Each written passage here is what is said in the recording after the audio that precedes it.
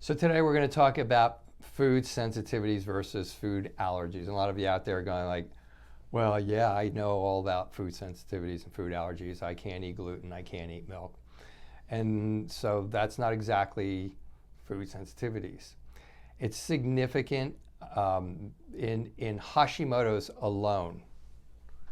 In Hashimoto's alone, there are 39 different known triggers. And that's what we know today. Next year, maybe we're going to know even more. I have no idea, but 39 is enough. And among the leaders are certain viral infections, not many, as you might think, but certain viral infections, certain bacterial infections. There's certain chemicals, not as many as maybe people might think, but when they're there, they're a big issue. Food sensitivities are significant. Nutrient deficiencies are significant, and then there's just a bunch of others. Okay, but those categories kind of rule, and within each of those categories, there's a lot of different ones. I think food sensitivities, I put them as the most important, and in some cases, you could argue they are. In some cases, you could argue they're not. But from the perspective that if you're eating a food every day that is causing your immune system to flare up, and you're trying to figure out what's wrong with somebody because your immune system is flaring up and then causing an attack on your thyroid, and you're trying to figure out whether it's a virus or whether it's a bacteria or whether it's a chemical or whether it's whatever you read on the internet yesterday, it's difficult to figure out because you're continually altering that baseline of understanding what's causing your symptoms. And food sensitivities, everybody comes in and they go, oh, yeah, I know what my food sensitivities are. I can't eat eggs. I can't eat gluten. Maybe I can't eat milk. Maybe I can't eat soy. And I go, how do you know that? They go like, well, when I eat it, I get like my nose stuffs up and I get headaches or my diarrhea comes back or something along those lines. I say, how quickly? Well, usually, right away. Usually sometimes within minutes, sometimes within half an hour, 20 minutes, something like that. That's not a food sensitivity, which is why I emphasize food sensitivities. And so a food sensitivity is different. Food allergies are actually created in the bloodstream. Food sensitivities are created in the gut. And there's a number of reasons that they're created, but the main reason they're created is because your digestive tract breaks down. Your stomach stops digesting properly. You're not making enough hydrochloric acid. Maybe you're stressed. Maybe you got a thyroid problem. Maybe you got an ulcer. Maybe you got H. pylori. Maybe you got parietal cell antibodies, meaning you have autoimmune gastritis. Usually it's one of those things. And then that can either set off your gallbladder, if you still have it, or maybe you don't have a gallbladder. And then that doesn't break down the fats well, and then both of those things cause your pancreas to maybe not work as well as it could. Maybe it's not a disease in your pancreas, it's just not working as well because it's getting this food that's not digested, and it's harder for it to digest. And all of this results in a food particle that is now presented to your intestines to absorb. That is, it's not a proper type of a food particle. It hasn't been digested down enough. It hasn't been digested properly. The inside of your intestines sees it as a foreign body, kind of like a bad bacteria or something like that, and it says, wait a minute, I don't think this belongs here. And so it takes that little particle and it presents it to the immune system on the inside of your intestines, the 70% immune system.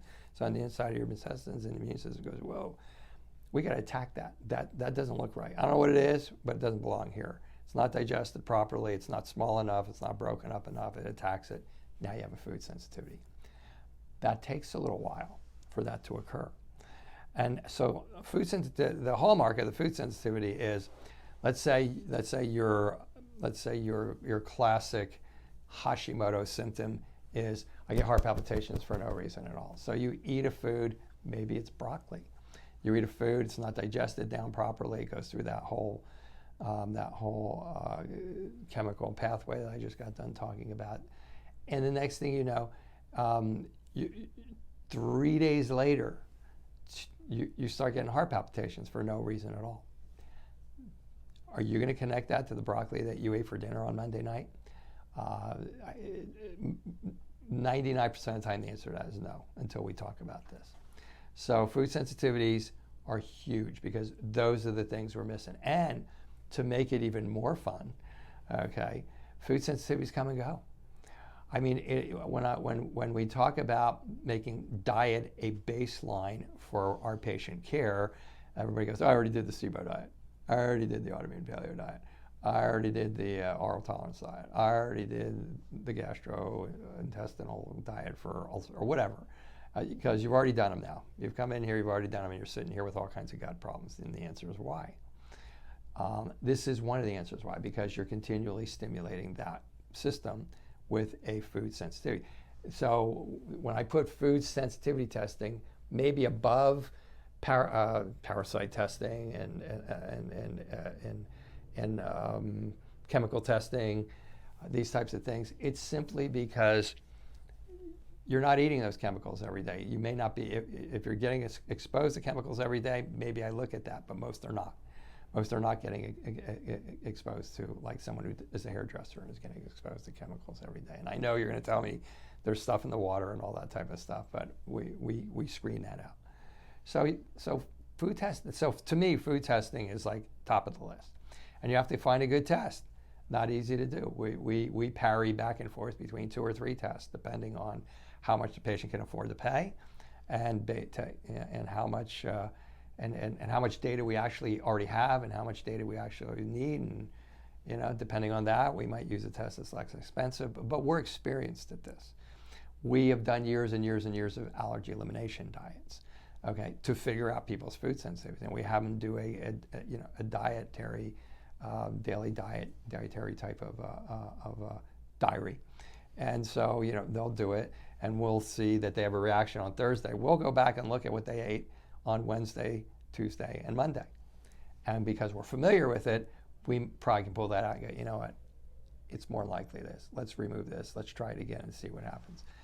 That's very tedious. It's very labor intensive. It's a way to do it. But if you're not familiar with the more common food sensitivities, you're going to miss them. You just are. I know that from experience, not to be insulting. It's just hard. It's hard for us, and we do this every day, all day long. So that's food sensitivities versus food allergies. Why they're important. They set the baseline. And I'm going to tell you, the food sensitivities, the next word out of the person's mouth is, I eat those all the time. That's the point. And then you stop eating them, you start eating a bunch of other foods, and the next thing you know, if you haven't healed your leaky gut yet, the next thing you know, you've got new food sensitivities that you're not aware of. So that's a whole nother animal. But the fact that food sensitivities change over a period of time, they can change over a period of 3 months, 6 months. That's a significant part of the management of the inflammatory response against Hashimoto's. So most people aren't aware of how frequently to test for food sensitivities or how frequently to do a rotation diet and all those types of things. So the diet is critical, and frankly, beyond taking away gluten or milk or eggs or stuff, or doing the autoimmune paleo diet and not having it work. Most people have a difficult time figuring out what the proper diet would be. Food sensitivities are one of the biggest reasons. So I think it covers the high points, the Cliff Notes high points of food sensitivities and why they're important and why we do them on pretty much every patient that comes in here, as long as they can afford to do them. And if they can't, we do an allergy elimination diet. But we do not move on until we're sure that we're getting a grip on the food sensitivities. All right, so that's it for today. I think this is kind of some are bigger presentations than others. Some are more significant than others. Tag this on your more significant presentation than others. All right, talk to you again. Take care.